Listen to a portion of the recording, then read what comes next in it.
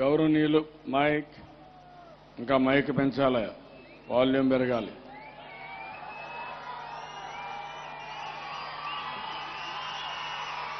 నువ్వు వాల్యూమ్ పెంచకపోతే మేము మాట్లాడలేము. ఇప్పటికే గొంతులు పోయినాయి,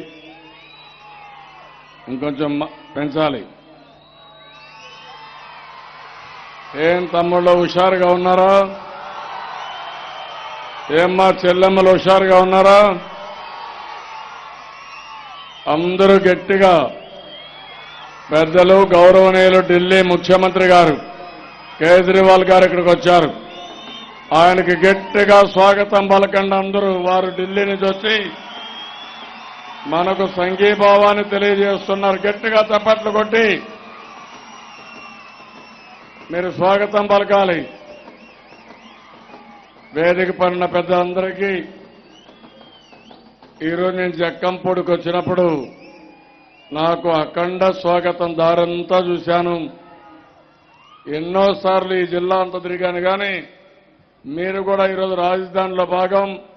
మీరు చూపించే స్ఫూర్తి నాకు చూస్తా ఉంటే మొత్తం రాష్ట్రం అంతా తెలుగుదేశం పార్టీ ఒక పెద్ద వేవ్ ఉంది.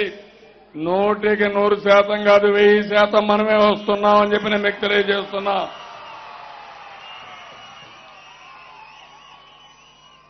తెలుగుదేశం పార్టీ గెలుపు ఒక చారిత్రక అవసరం. నేను అడుగుతున్నా మిమ్మల్ని అందరినీ, ఎప్పుడూ చేయనండి సంక్షేమ కార్యక్రమాలు చేశాం, అభివృద్ధి కార్యక్రమాలు చేశాం. అదే మాదిరిగా ఈరోజు చూస్తే మనం విభజన అయిన తర్వాత చాలా ఇబ్బందులు ఇక్కడికి వచ్చాం. మిమ్మల్ని ఎవ్వరినీ ఇబ్బంది పెట్టకుండా ఈ ప్రభుత్వం అనేక సంక్షేమ కార్యక్రమాలకు శ్రీకారం చుట్టి ఆ రోజు చెప్పాను, పెద్దవాళ్ళందరికీ ఒక హామీ ఇచ్చాను. నేను మీకు పెద్ద కొడుకుగా ఉండి మిమ్మల్ని ఆదుకుంటానని చెప్పి 200 రూపాయలు 2000 రూపాయలు చేశాను. వృద్ధులందరికీ చేశాను. కడాన ఒంటరి మహిళలకు పెన్షనిచ్చాను, వితంతువులకు ఇచ్చాం, కడాన ట్రాన్స్జెండర్కి ఇచ్చాం, దివ్యాంగులకు ఇచ్చాం, ఇంకో పక్క డయాలసిస్ పేషెంట్ కూడా ఇచ్చాం. ఈ విధంగా ఇచ్చిన రాష్ట్రం ఏదీ లేదు. ఈరోజు మళ్లీ హామీ ఇస్తున్నా, 2000 కాదు, భవిష్యత్తులో 3000 రూపాయలు పెన్షన్ ఇస్తారని మరొకసారి మీ అందరికీ విజ్ఞప్తి చేస్తున్నా. రైతులను ఆదుకున్నాం, రైతులకు న్యాయం చేశాం. రుణమాఫీ 24,500 కోట్లు. ఇంకో పక్కన అన్నదాత సుఖీభ అనే కార్యక్రమాన్ని తీసుకొచ్చి 2 హెక్టార్లుంటే 9,000, ఆ పైనుంటే 10,000 రూపాయలు ఇస్తున్నాం. ఈరోజు మీరు ఒకసారి చూస్తే రైతులందరికీ 4వ విడత 5వ విడత డబ్బులు బ్యాంకులకు ఇస్తున్నా. ఏప్రిల్ వాళ్ళు తీసుకోవచ్చని వాళ్ళందరికీ ఇన్ఫార్మ్ చేస్తున్నాను. మీరు బ్యాంకు వెళ్ళి తీసుకోవచ్చు. హామీ ఇస్తున్నాను.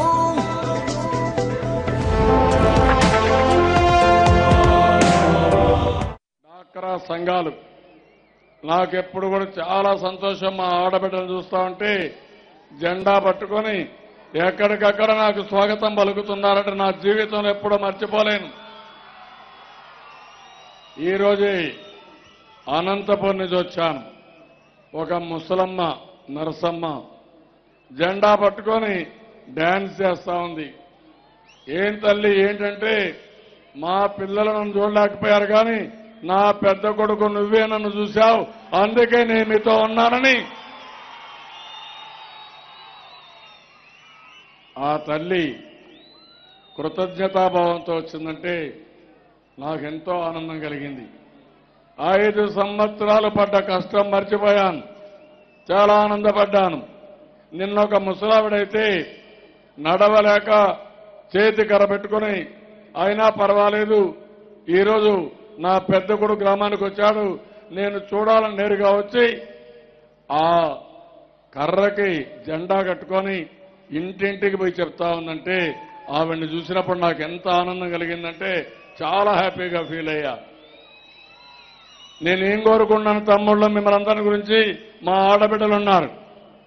మీ అన్న తమ్ముళ్ళు మీకు ఇచ్చారో లేదో నాకు తెలియదు కానీ 20,000 రూపాయలు 2 సార్లు పసుపు కుంకుమ మీకు పెట్టింది ఒక అన్నయ్యగా నేనేనని చెప్పి మా ఆడబిడ్డలందరికీ తెలియజేస్తున్నా. నేనే డాక్రా సంఘాలు పెట్టాను, పొదుపు ఉద్యమం నేర్పించాను, మరుగుదొడ్లు కట్టించాను రాష్ట్రం మొత్తం. ఈరోజు మళ్ళీ హామీ ఇస్తున్నాం, భవిష్యత్తులో కూడా ఆడబిడ్డలకు అండగా ఉంటా. ఎన్నిసార్లైనా పసుపు కుంకుమ ఇస్తా. మీ సౌభాగ్యాన్ని చూడడం కోసం ఆనందంగా మీకు ఇస్తానని చెప్పి కూడా నేను మీకు తెలియజేస్తున్నా. ఇది కాకుండా తమలో ఈరోజు మీరు చూస్తే అన్న క్యాంటీన్ పెట్టాం. ఎక్కడన్నా 5 రూపాయలకు భోజనం పెడుతున్నారా తమ్ముళ్ళు? భారతదేశంలో క్యాంటీన్లో భోంచేశారు ఎవరన్నా? భోంచేయండి, చేలిపైకెత్తండి.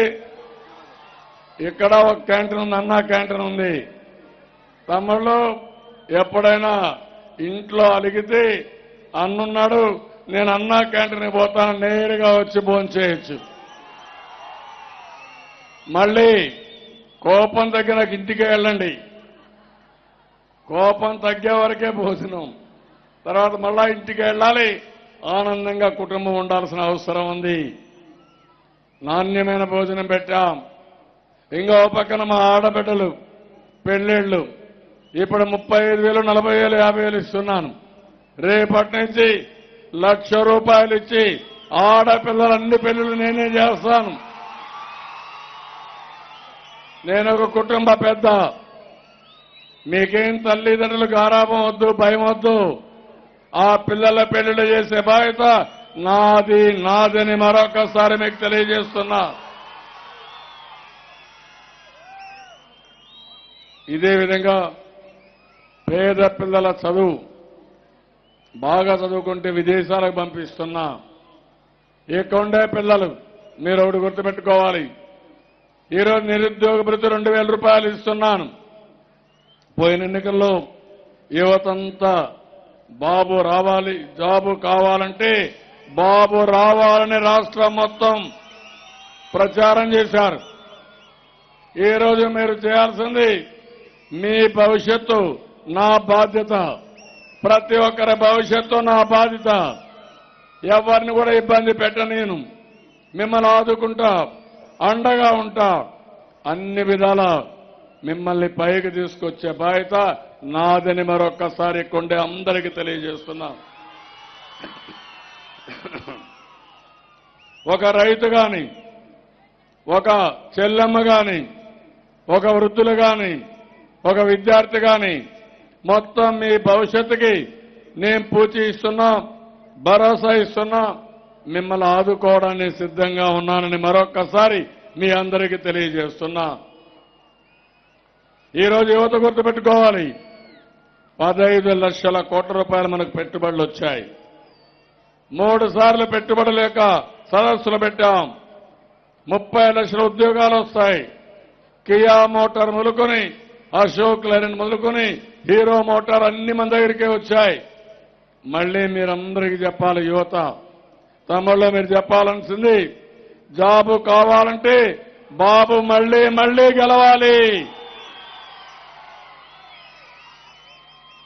అట కాకుండా కానీ జగన్మోహన్ రెడ్డి లాంటి వ్యక్తి వస్తే తమ్ముళ్ళు మళ్ళా మీరంతా కూడా పోయే జైలుకే.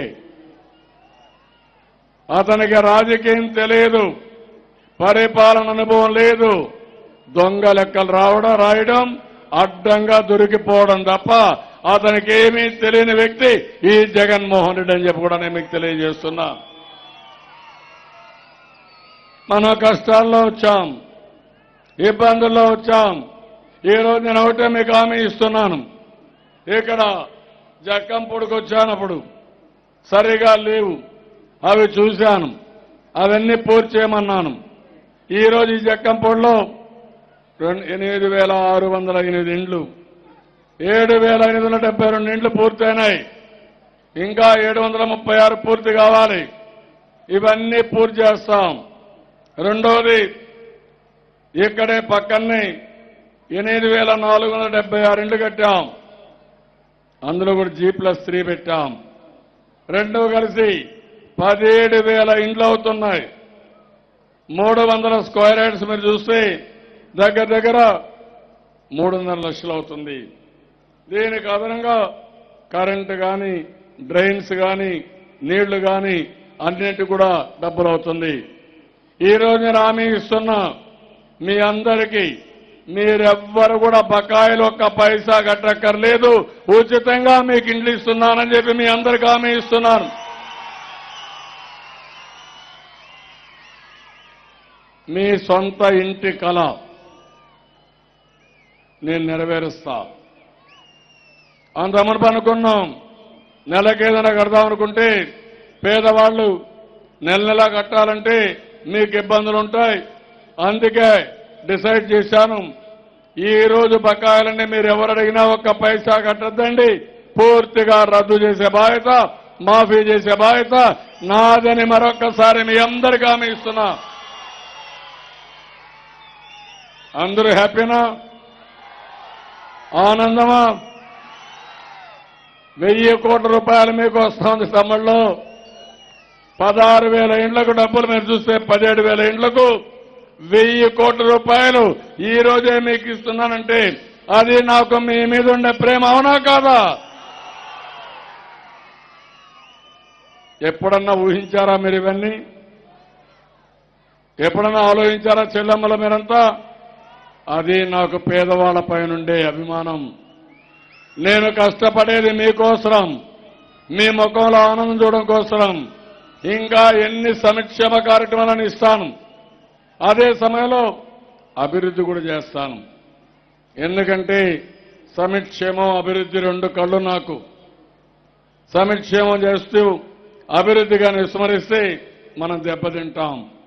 అందుకే మొన్న 10.82% మన అభివృద్ధిలో జీఎస్టీపీ కాంట్రిబ్యూషన్, అన్నిట్లో నెంబర్ 1 వచ్చాం. Is of doing business number 1 వచ్చాం.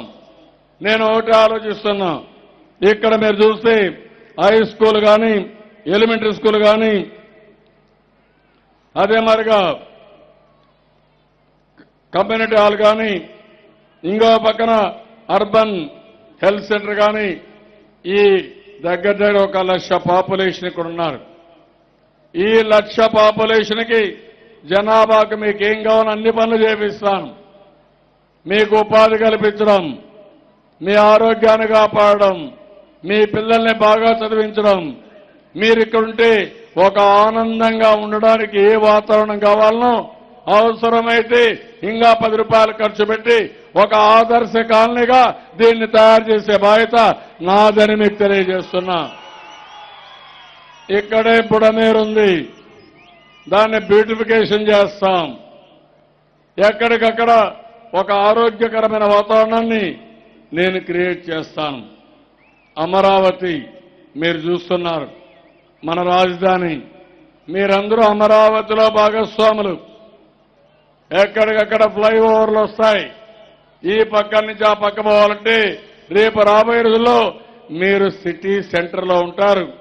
సిటీ సెంటరే కాదు, నది పక్కన ఉంటారు. మీకు చాలా అనుకూలంగా ఈ ప్రాంతం బ్రహ్మాండంగా అభివృద్ధి చేస్తామని మీ అందరికీ హామీ ఇస్తున్నా. అయితే ఈరోజు మనం గుర్తుపెట్టుకోవాల్సింది, మన మీద కుట్ర జరుగుతా ఉంది. నేను హైదరాబాద్ని అభివృద్ధి చేశాను. ఎవరు కట్టారు తమ్ముళ్ళు హైటెక్ సిటీ? నేను కాదా అని మిమ్మల్ని అడుగుతున్నా. ఎవరు కట్టారు సైబరాబాద్ అని అడుగుతున్నా. విమానాశ్రయం ఎవరు కట్టారని అడుగుతున్నా. ఔటర్ రింగ్ రోడ్ ఎవరు చేశారని అడుగుతున్నా. ఇప్పుడు కేసీఆర్ ఆలోచిస్తున్నాడు, మనం ఇక్కడ అభివృద్ధి అయితే అక్కడ హైదరాబాద్ అభివృద్ధి ఆగిపోతుంది, మనతో పోటీ పడలేడు. అందుకని అతను ఒక పని చేశాడు, మన వాళ్ళని నానా రకాలుగా తిట్టాడు. కుక్కలు అన్నాడు, చేతగానని అన్నాడు.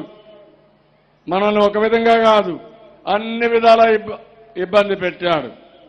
అన్ని విధాల నానా మాటలు తిట్టాడు. కానీ అన్ని భరించాం.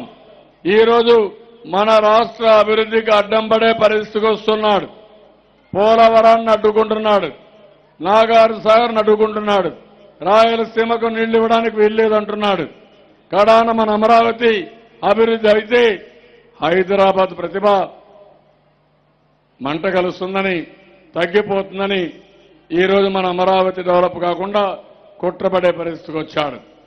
నేను ఒకటే మీకు హామీ ఇస్తున్నా, మీరు అమరావతిలో ఉన్నారు, భవిష్యత్తులో ప్రపంచంలోనే 5 అగ్ర నగరాల్లో మన అమరావతి ఒకటిగా ఉంటుందని మరొకసారి మీ అందరికీ హామీ ఇస్తున్నా. మీరు ఉద్యోగం కావాలన్నా, వినోదం కావాలన్నా, ఆదాయాన్ని పెంచుకోవాలన్నా, వ్యాపారం చేయాలన్నా ఇక్కడ బ్రహ్మాండంగా చేసే వాతావరణాన్ని క్రియేట్ చేస్తాను. అదే సమయంలో నేను మీ ద్వారా కేసీఆర్ను కూడా హెచ్చరిస్తున్నా. ఈరోజు మన దగ్గర ఉన్నాడు ఒక ఆయన, గొప్ప నాయకుడు, తమ్ముళ్ళు, కోడికత్తి పార్టీ. చూశారు కదా, కోడికత్తి డ్రామాలు ఆడారు. కత్తి ఇంత, ఎంక్వైరీ మాత్రం ఎన్ఐఏ ఎంక్వైరీ. ఏంటి కారణం అంటే తప్పు చేశారు, వాళ్ళకి ఏమాత్రం సానుభూతి రాలేదు. ఇమ్మీడియట్ గా వీళ్ళ కాపలాదారు ఢిల్లీలో ఉన్నాడు నరేంద్ర మోడీ, ఆయన ద్వారా ఎన్ఐఏ ఎన్నుకొనేసి తప్పించుకునే పరిస్థితికి వచ్చారు. మొన్నే మీరు చూశారు, చాలా మంది దొంగలు చాలా రకాలుగా చూశాం. ఈ మధ్య ఓట్లు తీసేసి దొంగలు కూడా తయారైపోయారు. కంప్యూటర్ ఉపయోగించుకుని మన ఓట్లు, తెలుగుదేశం పార్టీ ఓట్లు తీసేసి రాజకీయ లబ్ధి పొందాలని ఆలోచించారు. తెలంగాణలో 25 లక్షలు తీసేశారు. కడాన సారీ చెప్పే పరిస్థితికి వచ్చారు. దానివల్ల లాభం లేదు, నష్టం జరిగింది, ప్రజాస్వామ్యం అపహాస్యమైంది. ఈరోజు అందుకని మన రాష్ట్రంలో 7 లక్షల ఓట్లు తీసిన దొంగలు ఈ వైఎస్ఆర్ కాంగ్రెస్ పార్టీ అని చెప్పి కూడా నేను మీకు తెలియజేస్తున్నా. ఈ జక్కంపూడిలో వైఎస్ఆర్ కాంగ్రెస్ పార్టీకి ఆ దొంగలకి స్థానం లేదు తమ్ముళ్ళు, అది మీరు కట్టడి చేస్తామని గట్టిగా చప్పట్లు కొట్టి మీరు చెప్పాల్సిన అవసరం ఉంది. నేను అన్ని పనులు మీకు చేస్తాను, మీకు అండగా ఉంటాను, కష్టం రానియను. కానీ ఇలాంటి దుర్మార్గుల వల్ల మనకు చాలా నష్టం వస్తుంది. ఈరోజు ఆలోచన రాజకీయాలు, కుట్ర రాజకీయాలు జరుగుతున్నాయి.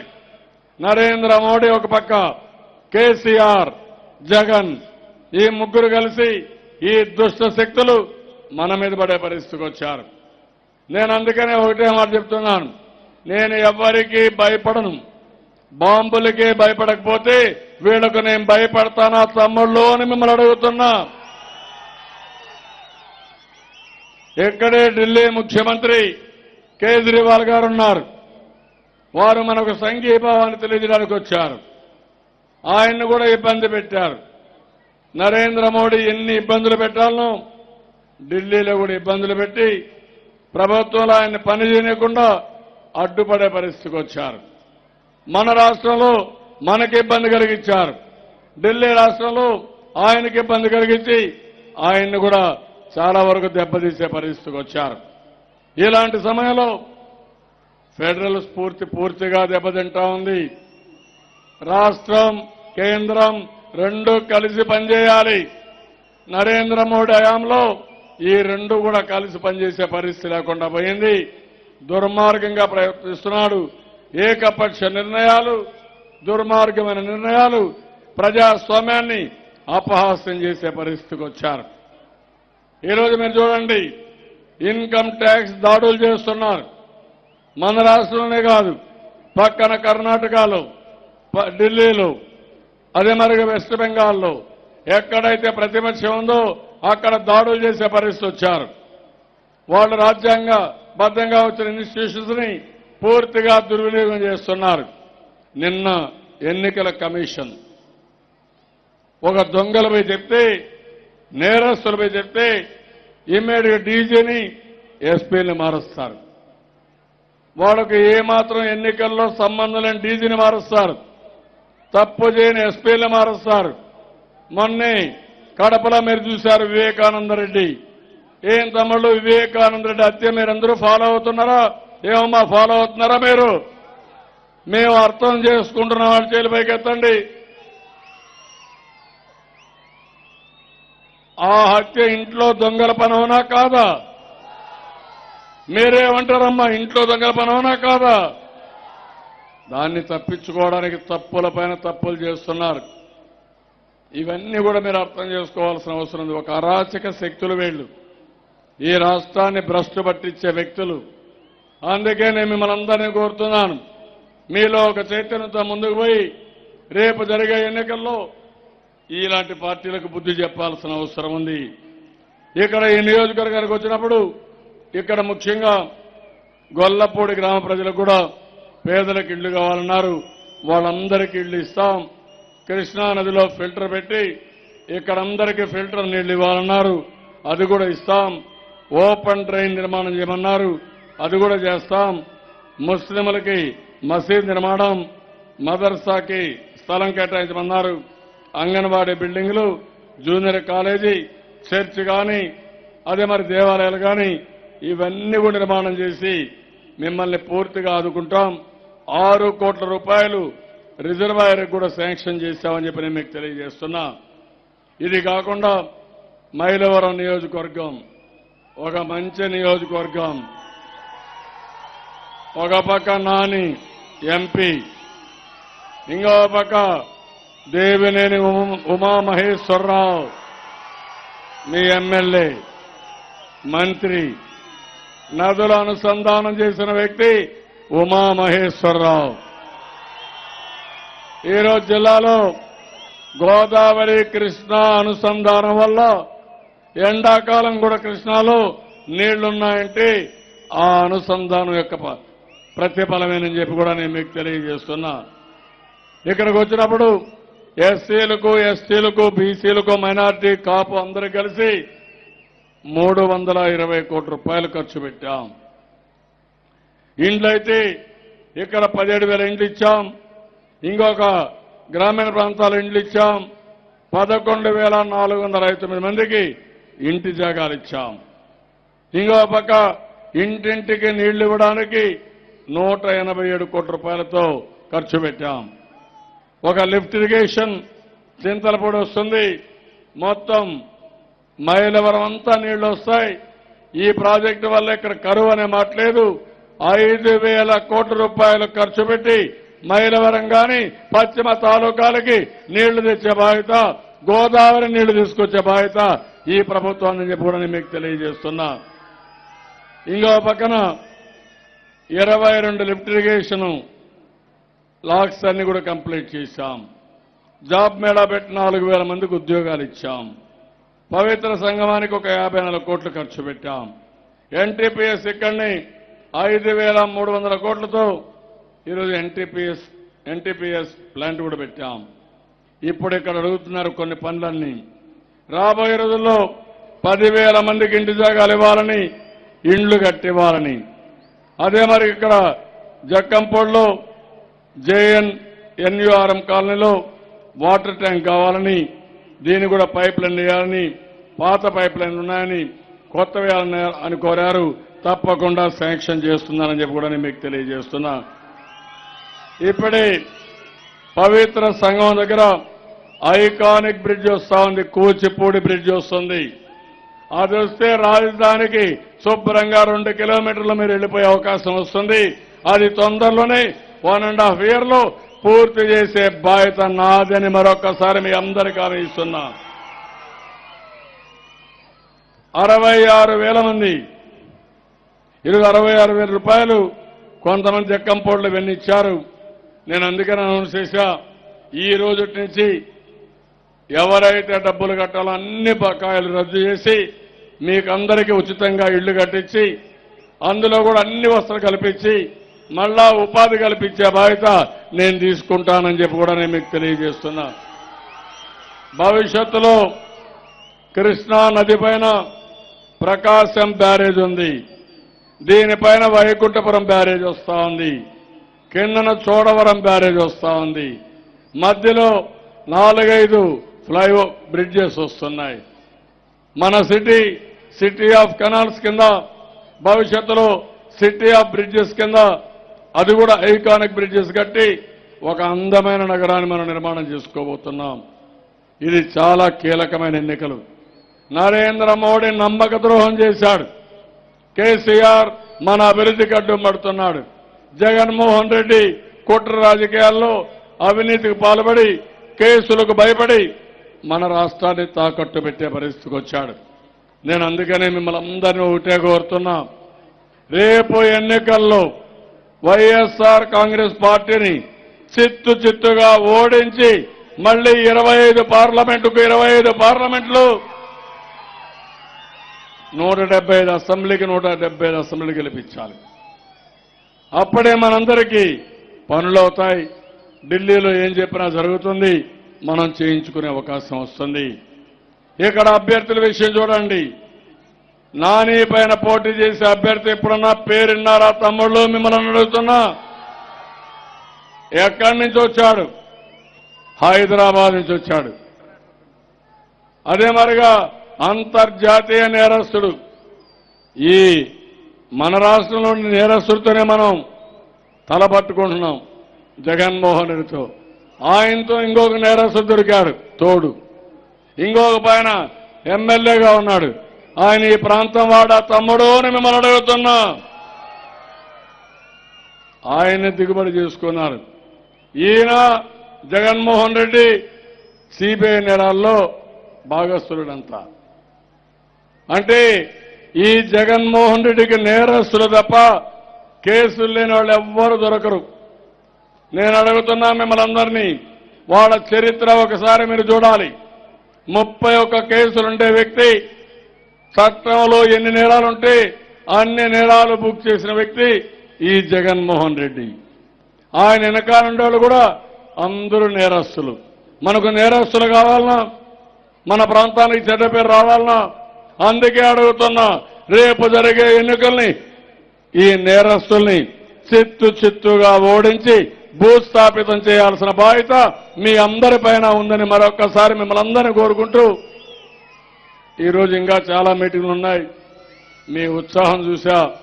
వచ్చినప్పటి నుంచి మా చెల్లెళ్ళు అయితే జెండా పట్టుకుని బ్రహ్మాండంగా, పిల్లలు కూడా చూస్తున్నా బ్రహ్మాండంగా కండువా కట్టుకుని తలపాగా కూడా చుట్టుకుని పార్టీ కోసం 2 జెండాలు 2 చేతులతో పెట్టుకున్నారంటే పిల్లలంతా, అదే మీ ఉత్సాహం. వాళ్ళ భవిష్యత్తు కోసం నేను పనిచేస్తున్నా. ఈ పిల్లల భవిష్యత్తు కోసం నేను పనిచేస్తున్నా. వీళ్ళని భవిష్యత్తులో ఒక మంచి చదువుకున్న పౌరులుగా తయారు చేసే బాధ్యత నాది. రేపు ఎన్నికల్లో వైఎస్ఆర్ కాంగ్రెస్ ని 2014లో కాంగ్రెస్ పార్టీని ఎట్టయితే ఓడించి చిత్తుగా ఓడించి ఇంటికి పంపించారో అదే స్థాయిలో ఓడిస్తామని గట్టిగా చప్పట్లు కొట్టి హర్షాన్ని ఆమోదాన్ని తెలియజేయాలి. ఇప్పుడు నేను అడుగుతున్నా, అందరూ లేచి నిలబడుకొని గట్టిగా చెప్పాలి, మీ ఓటు ఎవరికంటే సైకిల్. అందరూ లేచి నిలబడుకోవాలి, ఫ్లాగ్ కూడా చూపేయాలి. తమ్ముళ్ళు మీ ఓటు, అమలారా మీ ఓటు, అయినారా మీ ఓటు, మనందరి ఓట్లు తెలుగుదేశం వర్ధిల్లాలి. తెలుగుదేశం, తెలుగుదేశం, తెలుగుదేశం. అదే మరి NTR Amar high, NTR Amar high, NTR Amar high, NTR Amar high. తమ్ముళ్ళు ఇప్పుడు అన్నిటికంటే ముఖ్యంగా 2 చేతులు పిడికిలు బిగించి చెప్పాలి. ఆత్మ గౌరవాన్ని అంటే కాపాడుకుంటాం కాపాడుకుంటాం అని చెప్పాలి. తమ్ముళ్ళు ఆత్మ గౌరవాన్ని కాపాడుకుంటాం కాపాడుకుంటాం, ఆత్మ గౌరవాన్ని కాపాడుకుంటాం కాపాడుకుంటాం, ఆత్మ గౌరవాన్ని కాపాడుకుంటాం కాపాడుకుంటాం. తమ్ముళ్ళు మన కోసం ఢిల్లీ నుంచి వచ్చారు కేజ్రీవాల్ గారు. నేను చెప్పిన తర్వాత కేజ్రీవాల్ గారు అంటే జిందాబాద్ జిందాబాద్ అని గట్టి చెప్పాలి. కేజ్రీవాల్ గారు జిందాబాద్ జిందాబాద్, కేజ్రీవాల్ జిందాబాద్ జిందాబాద్, కేజ్రీవాల్ జిందాబాద్ జిందాబాద్, కేజ్రీవాల్ గారు జిందాబాద్. Thank you అనండాల్. అందరికీ నమస్కారాలు, ధన్యవాదాలు. జై హింద్. ధన్యవాదాలు సార్. స్ఫూర్తిదాయకమైన సందేశం ఇచ్చారు. ఇప్పుడు శ్రీ కాజా రాజకుమార్, వైఎస్ఆర్సీపీ యువజన అధ్యక్షులు, మీ సమక్షంలో తెలుగుదేశం పార్టీలో చేరుతున్నారు సార్. కాజా రాజకుమార్